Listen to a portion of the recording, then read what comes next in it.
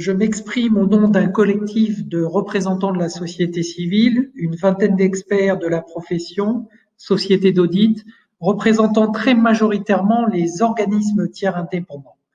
Alors, quelle est la mission des organismes tiers indépendants? C'est de s'exprimer sur les rapports émis par les entreprises relatifs à leur engagement et leur responsabilité sociétale, qu'on appelle RSE. Notre mission se décline sur 3 axes. Mener des actions de faire savoir auprès des entreprises, auprès des instances nationales et auprès des instances européennes. Élaborer la doctrine pour les OTI et promouvoir la doctrine professionnelle. Quels sont les messages passés par les OTI auprès des entreprises? Un premier message très important que nous employons à donner à tous nos collaborateurs lors de leurs séances de formation et que nos collaborateurs relaient auprès des entreprises, et que le réserviste est un collaborateur responsable, un véritable acteur de la RSE.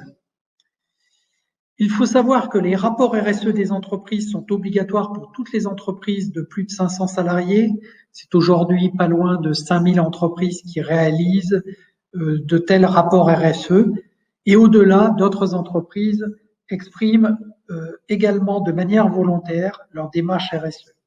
Et les salariés réservistes s'inscrivent pleinement dans cette démarche, non seulement par leur valeur militaire, assimilable à celle de la RSE, mais également comme acteurs de la RSE en entreprise, dans différents domaines, la santé, la sécurité, l'information, la transparence aux clients, la relation responsable et durable avec les fournisseurs, les bonnes pratiques et qualités managériales, bref, l'engagement pour la société et le respect de l'environnement.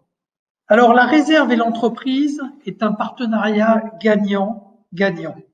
Tout d'abord parce que le soutien à la garde nationale apporte d'autres avantages à l'entreprise, ce que nous soulignons chaque fois que nous intervenons auprès d'une entreprise. Lorsqu'une entreprise libère des salariés réservistes au profit de la garde nationale, leur salaire est considéré comme un don ouvrant droit à réduction d'impôts. De plus, les entreprises qui souhaitent s'investir davantage, plus largement, peuvent signer une convention de soutien à la politique de la réserve militaire, en s'engageant sur un nombre de jours de réserve accordés aux collaborateurs réservistes, un délai raccourci de convocation, une clause de réactivité et le maintien ou l'aménagement du salaire. La contrepartie de cet engagement, c'est bien sûr des avantages pour l'entreprise, l'attribution de la qualité de partenaire, l'assimilation de certaines périodes de réserve à la formation professionnelle, l'inscription des formations et stages à certaines formations et stages proposés par le ministère des Armées, et enfin l'accès à une information relative à la défense et à la sécurité nationale, et surtout la connexion au réseau des entreprises partenaires.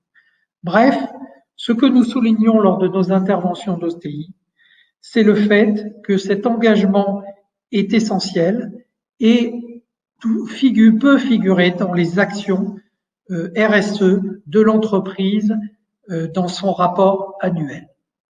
Merci à tous.